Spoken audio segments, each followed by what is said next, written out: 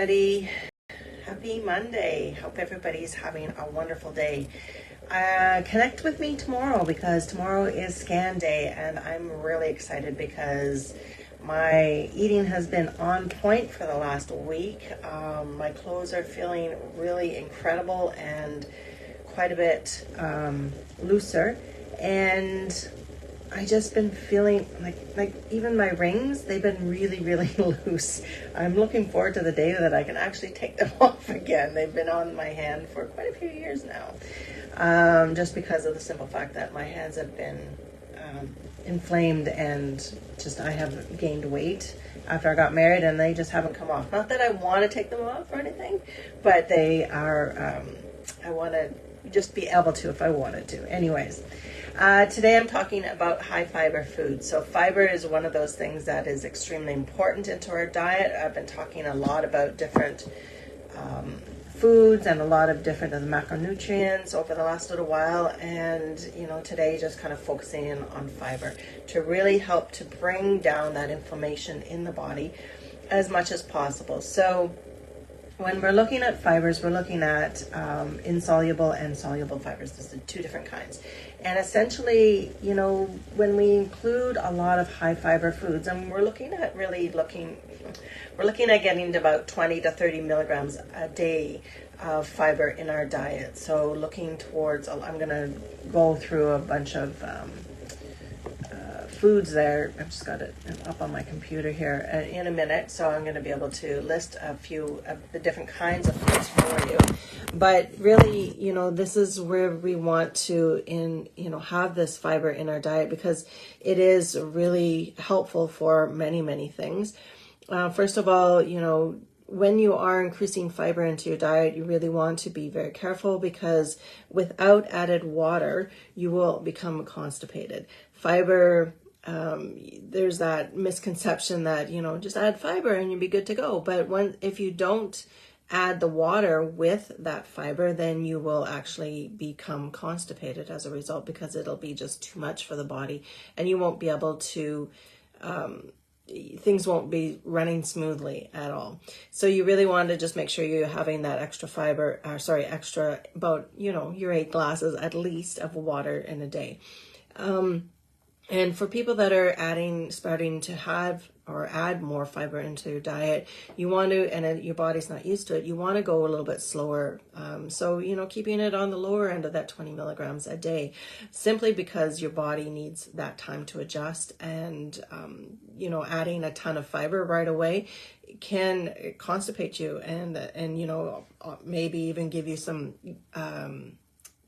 gut distress as a result because you're not used to it. So just go very slowly with that. When you have, so when we add more fiber into our diet, we're looking at,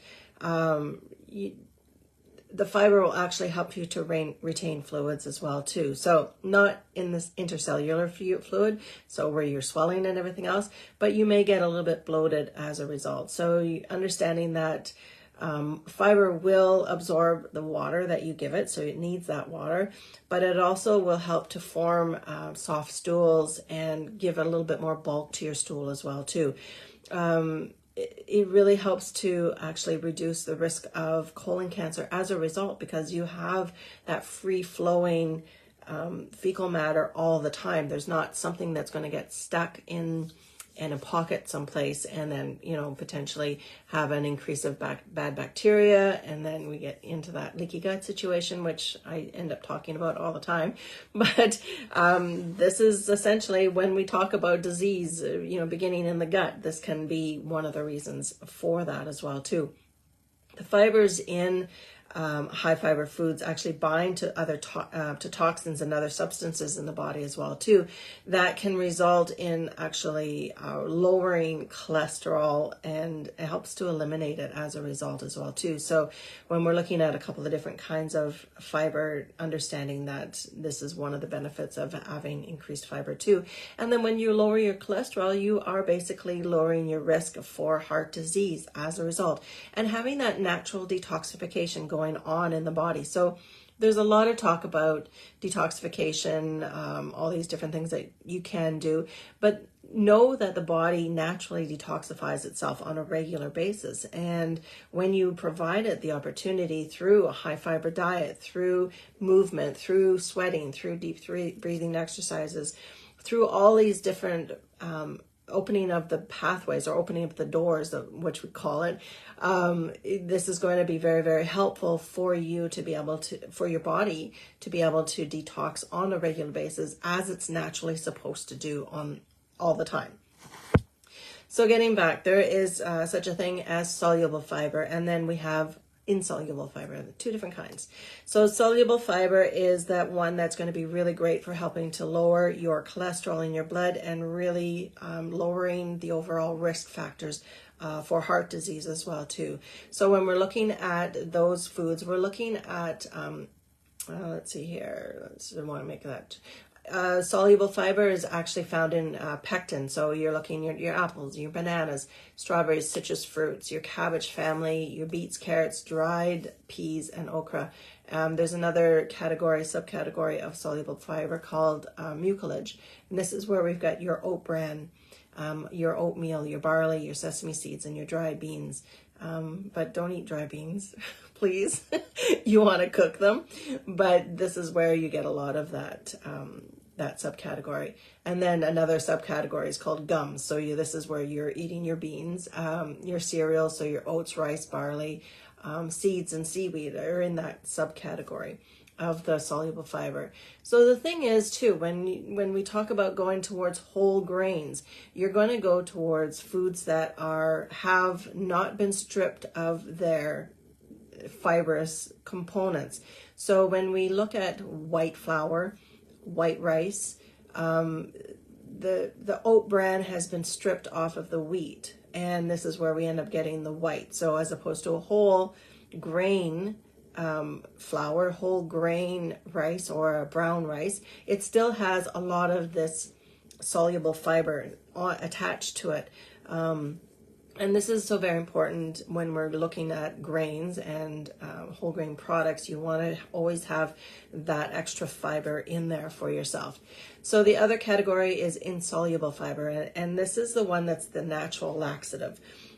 We don't absorb any of the this in our bodies, and it really just helps to stimulate the digestive system to contract and relax, and really helps to make you feel fuller longer as well too. So keeping that in mind, when you're adding it into your diet for potentially weight loss benefits, and you're getting a lot of these from our foods that are carbohydrates as well too. So this is a win-win kind of situation. So in the insoluble fiber category, we have cellulose, hemicellulose, and lignans. And again, we're getting apples. So when it comes down to that old adage, an apple a day keeps the doctor away, there's so many benefits that you can get just from an apple itself when you eat it whole. So you're also getting you're getting your insoluble and soluble fibers. You're getting some really amazing carbohydrates. You're also getting vitamins and minerals and everything else within that one apple itself. And that's the way Mother Nature intended it for us to eat, was to eat whole foods. That way we get all the synergistically convenient foods that are coming in all at the same time. So let me see here. So pretty much all the same. So your apples, your pears, your cabbage family, your carrots, your broccoli, your lima beans, peas, your whole grains that we were just talking about, your Brazil nuts, green beans, and beets. And then again, you're going to be adding in your whole grain cereals, Brussels sprouts, green beans, mustard greens. All the green family is going to be so beneficial for you. And then of course, let's see here, Brazil nuts, because you're going to get some nice selenium in that too, but only take 4 a day. Tomatoes and strawberries and potatoes. So, really looking at a lot of fruits and vegetables, you can pretty much add any of them into your diet, and you're going to have the benefit of that added extra fiber in your diet all the time. So it's just one of those components that should be on the list on the daily basis. If these foods really do disturb your digestive system to the point where you're overly constipated all the time, or you end up getting bloated, or you end up having reactions.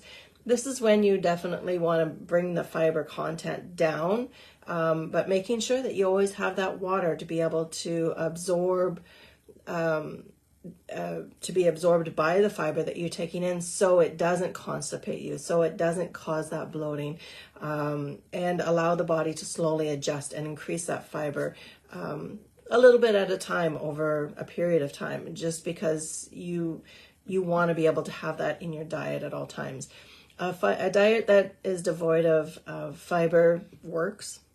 People do it, but then this is where you end up getting a lot of your digestive issues as a result, potentially even higher cholesterol, and to add the fiber into your diet on a regular basis, like Eddie said, if you're new to that, then go very, very slow, adding a little bit at a time, and then working your way up to that 20 to 30 milligrams on a daily basis. If you're a type of person that doesn't eat a lot of fruits and vegetables, trying to get a fiber in is important as well too. So going towards your psyllium husks or hulls, depending upon how you look at it. And then of course having at least your 8 glasses of water on a daily basis as well too. Psyllium husks or hulls in the form of Metamucil, which is exactly the same thing, is a choice. But understanding when you're buying a product like Metamucil, you're also getting sweetener. You're also getting, potentially some chemicals that are, or something that makes it an orange color. And you can get exactly the same thing from a health food store or from a bulk store of some kind, and just, it's not going to have all these additives in it as well too. So taking that into consideration is going to be an added bonus, especially if you're starting from a point where you are extremely constipated on a regular basis. The rule of thumb is that it should be, and not too many people are like this, mind you, but the rule of thumb is 1 meal in, 1 meal out. I rarely see that. So I kind of, ask my clients to shoot for once a day, if possible. There's a lot of people out there that, are 3, 4, 5, 6, 7, sometimes 10 days without going for a bowel movement. And this is kind of disturbing, and it makes my gut hurt for them, simply out of, empathy, because it can be quite a problem going forward. So just keeping an eye on that, and even, taking into consideration, if you are having a regular bowel movement on a daily basis, it doesn't necessarily mean that you have a healthy gut as well. So you could be having a bowel movement, but also not still having, pockets of fecal matter that have been there for decades. And yes, I mean decades, because it can be there for a long, long time. Something like SIBO, something like intestinal permeability, something like leaky gut doesn't happen overnight, and it doesn't happen within a year. It's a year after year after year after year of building up and allowing the body to be consistently under stress and inflamed, and allowing that bacteria just to, build and build and build and build, and to the point where it's causing damage to the intestinal wall, as well as causing inflammation in the body. So why am I talking about this? Well, because it is all that root cause. We're talking about all through the month of February, talking about foods, because I'm always trying to look from a food first perspective, about how we can decrease inflammation. By having and incorporating a higher fiber foods into your diet, you will really be helping yourself to decrease inflammation. But of course, taking this and all information that I provide you with a grain of salt, and taking snippets away if they actually correspond with who and what you are as a physical and energetic being. Because while I'm saying that, everybody should have high fiber foods, your gut is going to be totally different from my gut, and my gut is totally different from somebody else's. And, you know, so take the little bit of information that sounds and feels right to you. Maybe reach out, connect with me, and see, you know, what options there might be, because everybody is biochemically different. So everybody's going to have a different perspective, a different lifestyle, a different likes, dislikes, sensitivities, all these different variables that make you uniquely somebody that's different from everybody else. So these are kind of just general rules of thumb, but they are kind of a goal that we want to go towards. Especially for women, we want to really be up towards that upper end of the fiber intake, looking at, you know, the 30 grams at least a day, because of that increased risk of heart disease that tends to be the killer for so many women, the silent killer.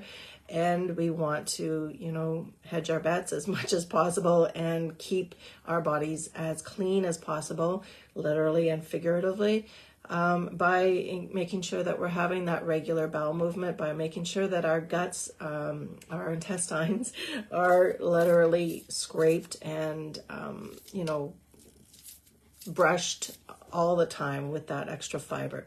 So yeah, so if you have any questions, reach out. If you want to know more about how to decrease your inflammation, let me know. I've just actually this weekend did a presentation. So I'm just sort of uploading that video as we speak, and going to be having it available for people that are interested, and, you know, and learn more about different things that I have to offer from that as well too. So yeah, I am very excited to, you know, continue to hang out with you. Tomorrow we're going to be talking about sources for mono and unsaturated fats, as well as it's scan day. So like I said earlier in the video, I am very excited about that coming up tomorrow. So have a wonderful Monday, and we will talk soon. Take care.